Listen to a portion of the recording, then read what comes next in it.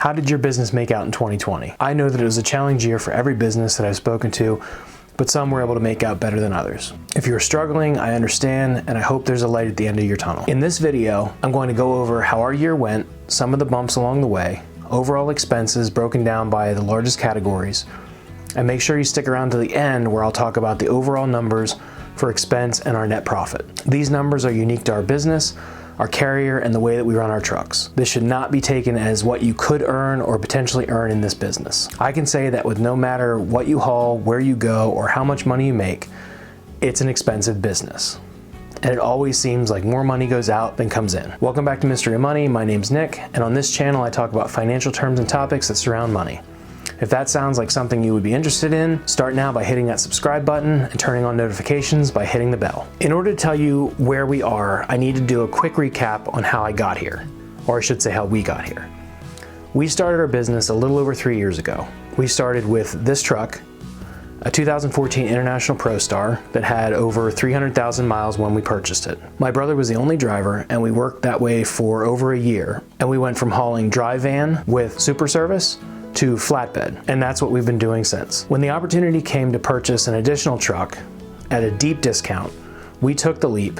We hired an additional driver, and after another year, we hired our third driver. These guys were close neighbors and friends, and we are extremely lucky to have them. We've had several road bumps along the way. In the first couple of years, we managed to rack up quite a lot of credit card debt. Like all businesses, we had to find the rhythm that worked for us, and we worked really hard to climb out of that hole. We were feeling better about the status until last March. All of a sudden, rates dropped and loads got really scarce. We were very lucky that we maintained loads leaving our state on a regular basis because the company we were leased to was considered essential and only shut down for 1 week. The issue we had was that our drivers left the state. It was difficult to get loads returning to the state, and if we did, the rates were very low.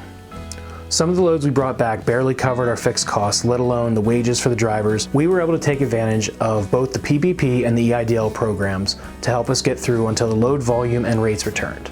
I'll link those videos here and suggest that any drivers out there that could utilize the programs, check them out. I have learned that in this business, you are one small accident, breakdown, or pandemic away from losing your business. So take whatever help you can get to get you through. During this time, we had 2 of our trucks go down and 1 permanent. We had tried to finance a new truck through our bank that we bank with, and even though I'm in finance and know exactly how to present information, we were denied due to cash flow.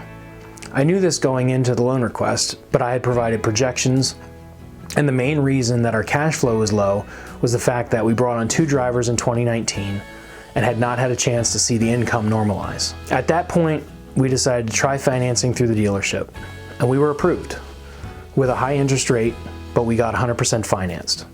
We didn't have to come out of pocket with the normal 10 to 20% that's normally required. Sometimes I wonder if people look at our business and think, wow, they're running new trucks.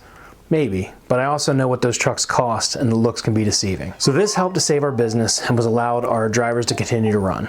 My brother actually gave his truck to another driver so that they could continue to make money while we waited for the other truck to get an engine overhaul. Luckily, the other truck that had to go in for an engine overhaul was under warranty, so the out-of-pocket costs were minimal, mainly consisting of parts that weren't covered in the warranty work. That overhaul took roughly 2 weeks to complete, and now that truck is running well, with the exception of a few times it had to be brought in for engine warnings, which are usually sensors having to do with the overhaul. I know there's some skeptics out there that say, oh, you should get old trucks with old cat motors, they're more reliable, they don't have all these sensors, all of those things, and I get it. I think about that too, and I have several clients that have those types of trucks, and we get in those conversations all the time. My deal is I like new equipment. I like warranties, and I like the fact that if any one of those trucks has any issues, they can pull into the nearest international dealer, get the codes checked out, and if it's something they can make home, then they can take it to our home garage and they can fix it. I'm hoping to get in the position that someday, like these large mega carriers are, that you can get a new truck every 3 years so you don't have to worry about the breakdowns at least as much. So basically, to summarize, to wrap it up, we now have 1 2014 International LT with a rebuild engine. It's a N13 engine. 1 2018 International LT with an International N13. and a 2019 International LT with the Cummins ISX engine. 2 of the trucks are covered under a 36-month engine warranty and 1 year bumper to bumper. We also have 2 Carrier APUs on the trucks, and we're looking to add an additional APU on the 2019 come early spring. If any of you have APUs out there, let me know below what you like or dislike. We've had a lot of luck with the Carriers. Before that, we had a tri-pack that was on our old blue truck. We were thinking about the all-electric versus the diesel. Let me know in the comments your opinions. Our other truck was sent to auction. So our original truck that we started the business with, old blue, was sent to auction on January 1st. We received $9,600, which was, in my opinion, well below what it was worth. But we didn't really have a choice since we didn't have insurance on the truck and it was basically rotting in my brother's driveway. Now let's talk about numbers for the year. Our gross revenues for the year were $497,000. Our largest expense was labor that came in at $211,616. Total repairs and maintenance ended at $28,500, which is broken down into $13,350 in repairs, $8,991 in PM costs. This is both routine PMs as well as the occasional oil top off and fuel filters that, depending on the fuel, need to be changed more often. Next is insurance. We carry bobtail insurance and physical damage. Because we're leased to a carrier, they carry the liability. We also have workers' comp and occupational hazard for my brother, since he's a family member and not covered under workers' comp. Total insurance was $27,831. Broken down at workers' comp of $15,475 and $12,354 for the truck and occupational hazard. Another category that amazes me is tolls. That total expense was $17,330 for 2020, and I'm expecting it to be higher in 21 since hopefully we'll be back to steady running. Last large category was car and truck expenses. This includes things like registration, heavy use tax, and miscellaneous expenses, like small equipment, straps, binders, tarps, things like that you need. That category was $14,264. If you add up all our expenses, including labor, it gives you a total amount of $461,859, giving us a net income of $35,150.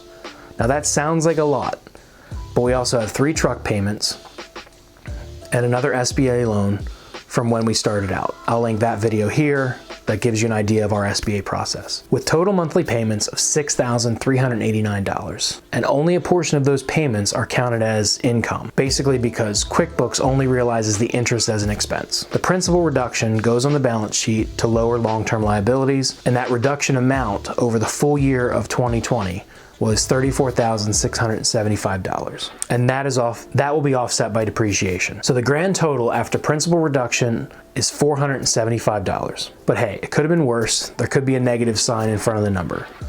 And you're probably thinking, why would you have a business that only makes that little money a year? Well, for one, this is not my full-time job. So whatever little salary that I pull from the business is extra to me. Number 2, overall, we're able to keep our drivers happy and my brother earning a paycheck. 3, it gives me knowledge and experience that I can use in my full-time job as well as here on YouTube. This helps me help other people. When I'm working with drivers and fleets in my profession, I know the terminology, the ins and out of the business. This gives me street credit, if you will, when working with businesses because I'm in their shoes, and that to me is worth the cost. I'm hoping this year we'll have less breakdowns and repairs, given we essentially have 3 new trucks, but I will keep my fingers tightly crossed. If 2020 has taught me anything in business, it's this. Be prepared for the unknown. Keeping a cushion just in case, and I know is extremely hard in business, when the smallest thing can cost thousands of dollars. Always communicate any issues you're having with your banker. That way they're not surprised if something happens. They may even be able to help you out in a bind in the event you need some additional financing to get you running again. I'm by no means an expert and I'm still learning every day. Thanks for taking the time to watch this video, and if you have any questions or comments about the trucking business, I'm new, but I will try and answer any questions I can. But if I can't, hopefully someone in the group will. Until next time, have a great day.